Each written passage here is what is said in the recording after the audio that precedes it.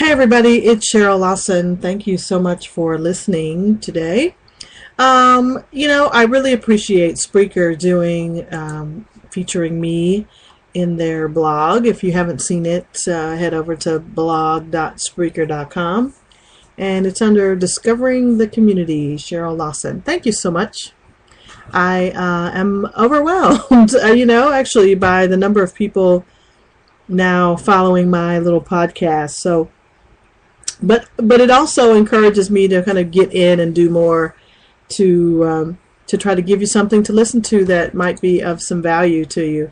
So I wanted to talk about social and the week in social, right? Whether it's social media or some other form of technology related to social marketing, because that's what I do, really. And that's, I think, what we're doing here, right? You're listening, I'm talking. It would only take you 2 seconds to send me a message, and now we're having a full-on conversation. Or you can send me a tweet to tell me that you listened to this podcast or that you're following me here, and we're already having a conversation. So while the questions on the blog post were about other social networks, I do consider Spreaker to be a social network. And so I hope that you will be social with me and either leave a comment here or shoot me a tweet at Party Aficionado. Okay, so a really exciting week in social media or in social. The first part of the week we had the new MySpace launched. For those of you who are old enough to remember MySpace, I hope more of you are old enough to remember MySpace. But Justin Timberlake was one of the partners who purchased MySpace from Rupert Murdoch's company. And just this week, on the 15th, what was that, Monday, they launched the new MySpace. Actually, it's been around in beta, and I'm fortunate to have a lot of geeky friends that sent me an invitation to the beta. I created an account on MySpace and set up a profile, and just this past week it was it is now open to the public, and it launched with Justin Timberlake's new single, Suit and Tie, which I think was appropriate. The images were great. I absolutely love photography and imagery in online communications and in online news. So the image of the new MySpace is really clean and crisp, and I really hope it is successful. I know it's been kind of a joke for a lot of people in the past few years, but if it was anything, MySpace was a place where musicians and artists and comedians could go to showcase their digital work. And I think if it becomes that again for musicians and other artists, I think it would be a very big, valuable tool for that part of the industry. So I'm keeping my fingers crossed and hoping that it is successful. I have a profile there. I don't anticipate I'll spend a whole lot of time there unless I start doing a stand-up act or doing some music. But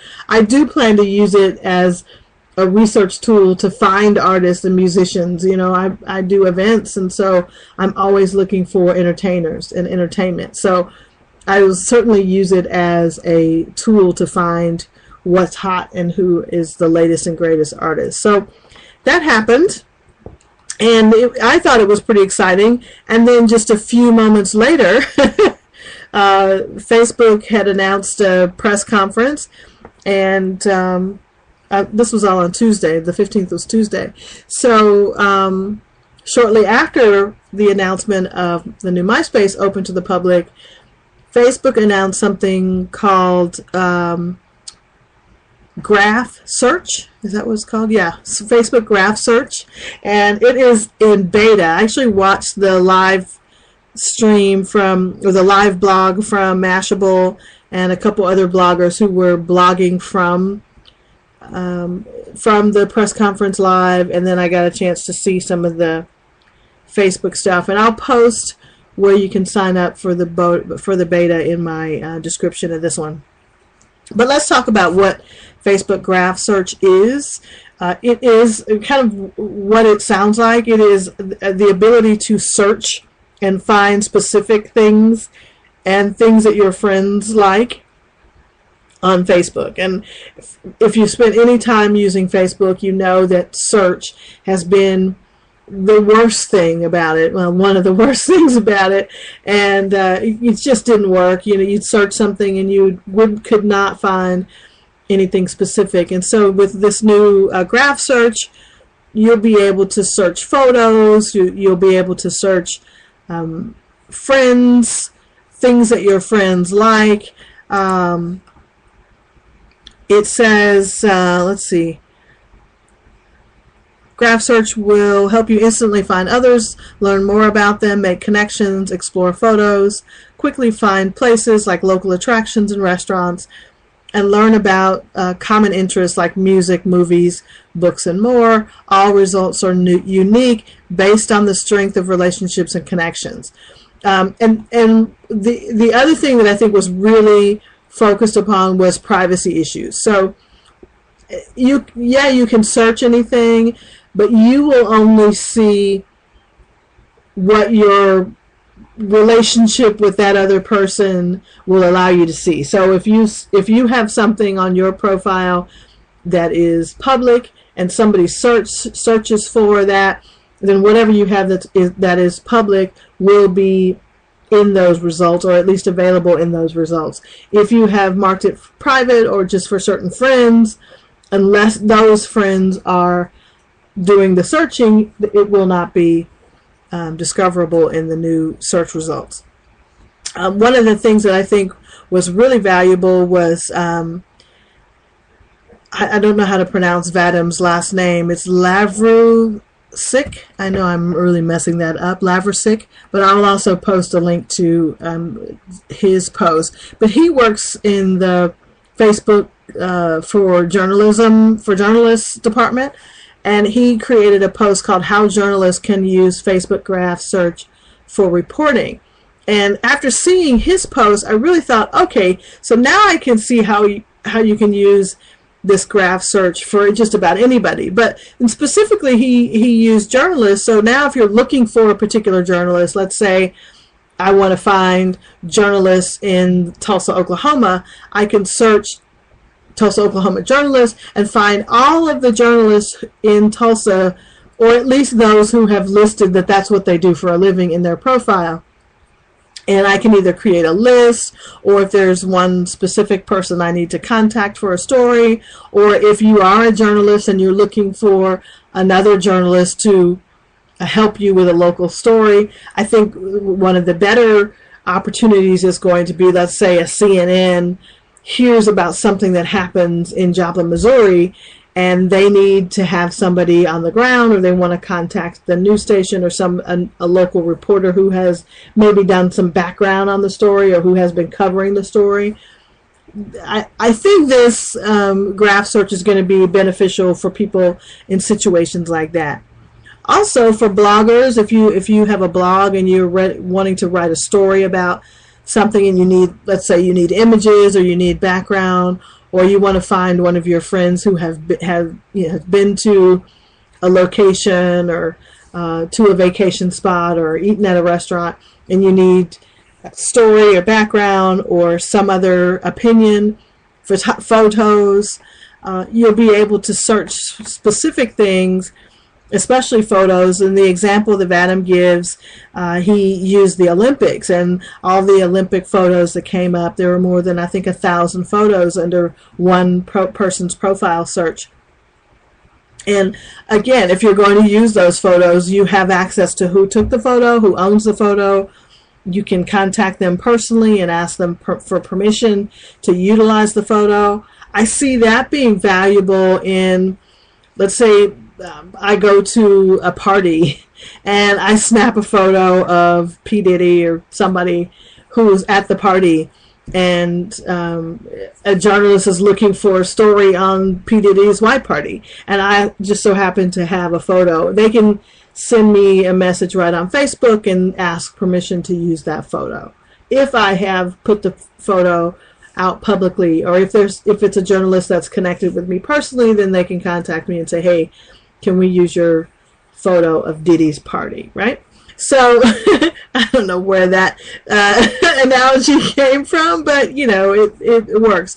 The other thing is, I notice a lot of people taking picture of the weather, right? There's a weather occurrence or something happening in their neighborhood or town, similar to like what happened with Sandy in New York and New Jersey. Everybody was taking pictures of the rising waters, even video of the flood and the storm and the damage. So if you're a reporter or you're somebody outside of that area and you're connected with them, you can certainly contact them and say, hey, these are really great photos. Can I use your photos for my publication, my blog, whatever? And then you two can work out permission and whether or not there's a fee to use those photos or not. So I think from that perspective, it's going to be a great tool. The other usage that they talked about during the press conference was, let's say you want to find the local dentist and you search for dentists in Tulsa, Oklahoma, and I can see my friends who like the pages of dentists, right? So if you're my friend and you've been to you have a favorite dentist, I can see that's where you go, or that I could see, hey, 10 of my friends like this one dentist, and then I can research further into that part of it. So it becomes an even stronger recommendation engine. And now that's provided that you have close connected friends. I've seen a lot of people talk about the fact that most of the people on their Facebook page aren't really their friends. They're acquaintances or people they went to high school with, or people that they are just merely associated with, and not necessarily somebody that they would take their recommendation because they don't know them very well, or they don't know them now. They knew them in high school. So I'm not real sure how, from a personal standpoint, it's going to work as a recommendation engine, but the tools are in place for it to become that. At least those of us who are connected with friends and family, even if you have 500-600 friends on Facebook, or thousands of 2,000, I think is the limit, friends on Facebook on your profile page, you probably still have really tight connections, close family, friends, relatives, and those kind of things, grandkids, those kind of stuff. So I think there'll be some there'll be some level of personal recommendation, confirmation, or recommendation engine based on the new graph. So that's there. The other thing I think you as individual users, now the other 2 points I made were about journalists and maybe business people, and then the last one was, well, what if I want to find a dentist or a great restaurant? The other thing is people who might be able to find your content. And if you haven't taken a look at Facebook's new privacy settings, they've tried to make it really easy. Who sees your stuff? How do they see it? How do you keep people from seeing your posts? But what I would suggest you do is go to your Facebook page, and in the upper right hand corner, click on the privacy settings, where it says there's a shortcuts one that has a little lock on it, and then next to it has a little circle where you can see more. So you can go to privacy settings and say who can, and it'll show you who can see my stuff, who can contact me, and then how do I stop someone from bothering me. Click on see more settings, or if you just go to the far button, you can go to privacy settings, and then you'll see at the very top who can see my stuff. You can, if that says public, then every post that you send will be open to the public. And what I suggest is that you change it to friends. You can see the little drop-down menu. You can see friends there, and then you can certainly change them as posts go to your wall. If you don't mind something that you've sent going public, then you can change it on your timeline. Right? I hope that makes sense. But you can change things from public to private to friends to acquaintances while it's on your timeline. Review all of your posts and things you're tagged in. I would certainly recommend that you say yes to that and make sure that you review things that you're tagged in. The other thing to do is who can look you up using your email address or your phone number if you don't want to be found, or if there's something if there's something that you, from a security standpoint, that you don't necessarily want people to find you, certainly go there. Timeline and tagging, go into that category and start looking at who can add things to my timeline, who can see my timeline. You can hit the view as, and it'll show you review what other people see when they see your timeline. If there's something on your timeline that you don't necessarily want to be public, then you can change it to just your friends in the timeline. But if you want to delete something permanently from your Facebook page or from your timeline, I suggest that you go over to your back over to the privacy settings. Under who can see my stuff, go to review all of your posts and things you're tagged in, and it'll say use activity log. Click on the activity log, and now you'll see every single thing you've liked, things that people have posted on your page, who can see things on your page. And then if you want to delete something, you can delete it from there, because if you just delete it from your timeline, it doesn't go away. It is still in your activity stream. So that's another little tip for you. The other thing, I think I mentioned this in the podcast about social media for control freaks, is if you're attaching an app to your Facebook page. Let's say you go into some other program and it says, hey, use your Facebook page to connect to this website. So I think Spreaker has that option. When you're doing that, there is an option that says who can see content posted by this app.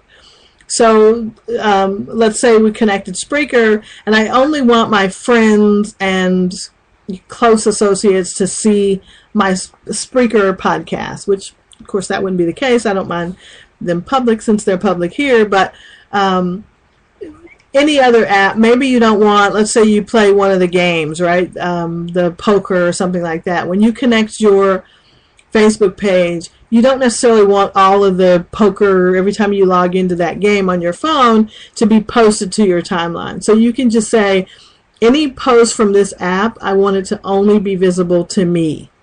Or if there are certain friends that you play poker with, or you play Farmville, if anybody still plays that, then you can just share it to specific friends or a specific list of friends, right?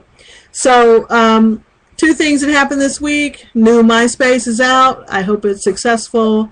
You can go and connect with me. I'm at new.myspace.com/Cheryl Lawson. And also the new Facebook graph search is live. Actually, it's still in beta, but I'll put where you can go. I'll put the link to my blog post about it, and then in that blog post we'll have a link to where you can go and sign up for the beta invitation to start seeing what those results are. So I hope that helps. I hope you're having a great weekend. Talk to you soon. Bye-bye.